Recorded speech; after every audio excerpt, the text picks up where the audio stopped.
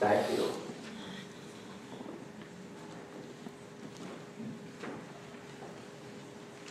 You know, Jesus, I saw the look on your face when I was reading the gospel to you, and you all looked at me like I had two heads, just so you know. You know, that one about forgiving your enemies and being good to those who curse you out and stuff like that. Especially the thing that if anybody who takes away your goods, don't ask for them again. I do want my power drilled back, whoever's got it. All right?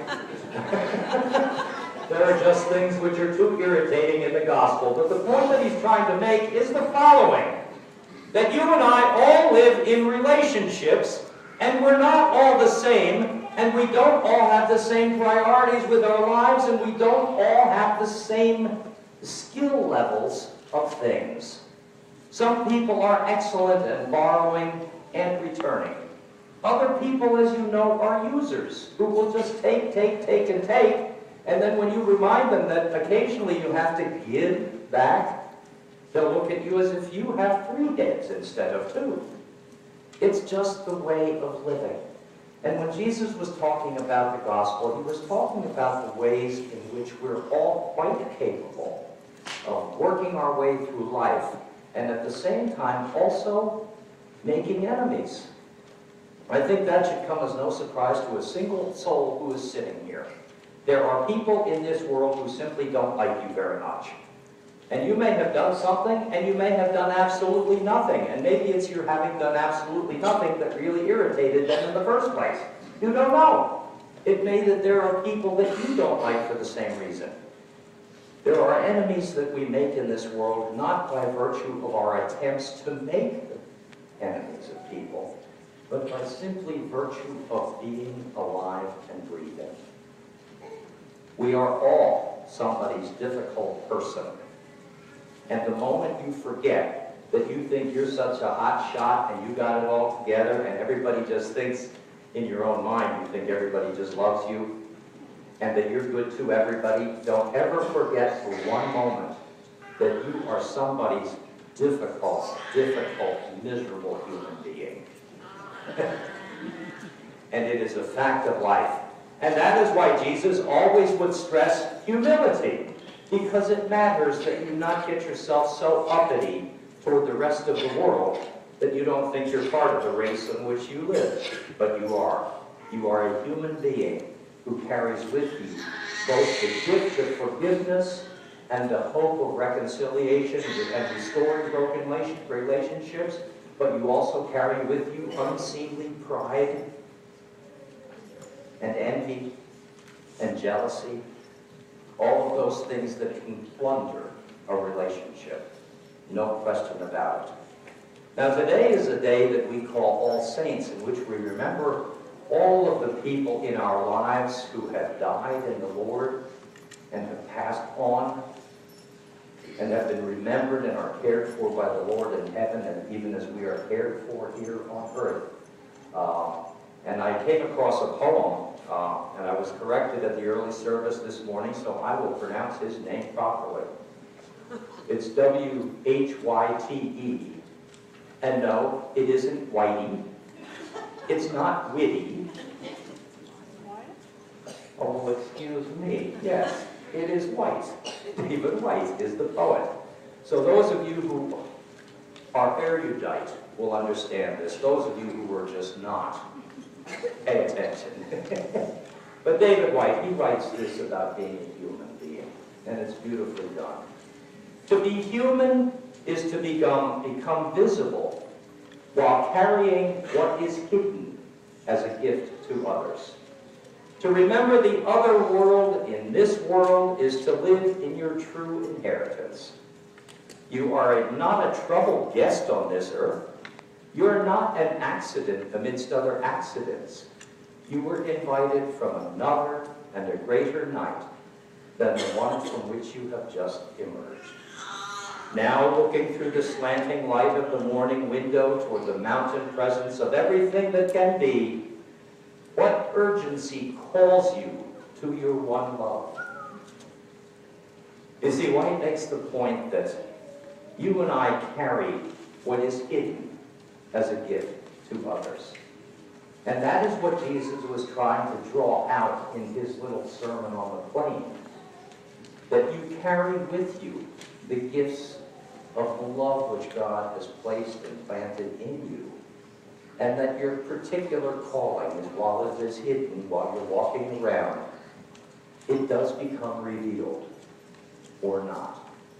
And so White's poem is an invitation to reveal that which is hidden, but to reveal it in such a way that you're passing on the love and the goodness with God, which God has created you and which he still loves you. It's part of the reason that we have an All Saints' Day, when we remember those who have died in the Lord, when we're thinking that about remembering as a holy and a sacred act.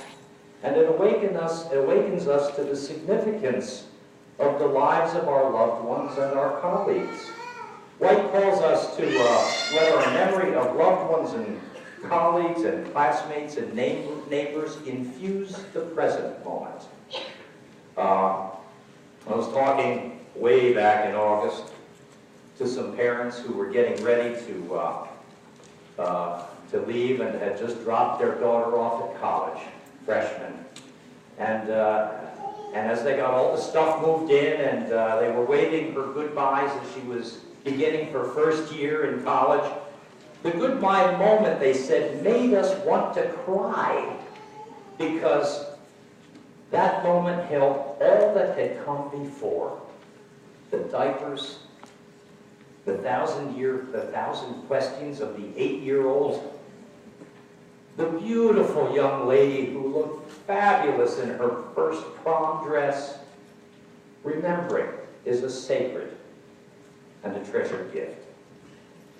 I was talking with a family many, many months ago, and I think I have told a few of you this story. One morning, Pat was sitting at the train station. That was back around 1962 during the Vietnam War, and he was dressed in uniform. And he was sitting there at the railroad station, and the train was late. And so he was sitting there with his suitcase there, and he had a bag of cookies on top, and there was a young lady who took a seat next to him on the other side of the suitcase. And so while the train was late, he picked up the bag, and he opened it, and he took a cookie and ate it. And the young lady looked out of the corner of her eye, and she took a cookie out of the bag and began to eat that too. So as he read the paper, and out of the corner of his eye, he saw that every time he took a cookie, she sneaked a cookie out of the bag and ate it. And while they waited, every time he gets his cookie, she would take her cookie. And as the train was finally announced, he dug out the last cookie out of the bag, looked at her, broke it in half, and offered her half, which she took. He ate his cookie, and she ate her cookie. And then he stood up with her staring at him, and she gathered her stuff together. And a look came over her face as she pulled her bag of cookies out of her purse. Hap realized that she thought that he had been eating her cookies. And over the years, the family has told and retold that story over and over again and embellished it in all kinds of ways. And the meaning of the story always having brought a smile to everybody's face, yet at the same time has a message to it. Sometimes it's be nice to strangers. Sometimes it's share your cookies. And other times, don't sweat the small stuff. Remembering is a wonderful gift to all of us, and that is why we have a Day of All Saints, in which we remember those who are baptized and those who have died in the Lord, to whom we still pray, to whom we still speak and have conversations. I'm sure there are many of you here who still talk to your moms and your dads, depending on your age, and your husbands and wives, to your children. We converse with them even now, and that's as it should be, because remembering is a wonderful gift. And the wisdom that you have been given by God, one of the ways you know that you've been given wisdom, is the ability to and the gift we've been given to talk with those who have died in the Lord.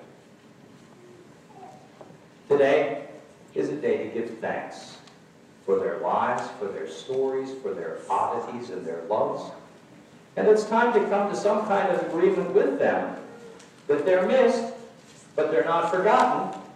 But at the same time, their job in heaven is to watch over us and to pray for us while we're busy here using the gifts we've been given to watch over each other, which is what you guys are going to be doing, watching over a little one who's going to be baptized.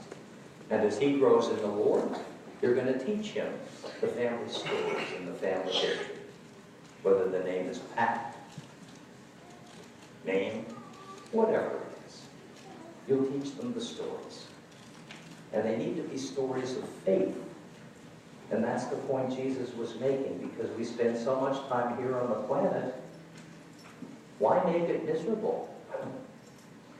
Why would you want to live miserable? You wouldn't, and neither do I. And that is why we've been given the gifts of the Spirit, so that we can live our lives acknowledging the love which God has for the world, for you, for the people around you.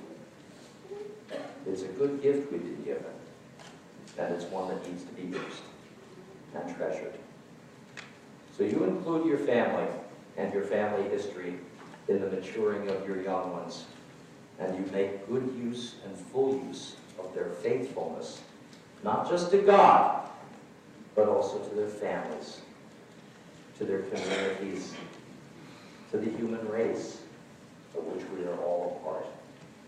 Amen. Amen.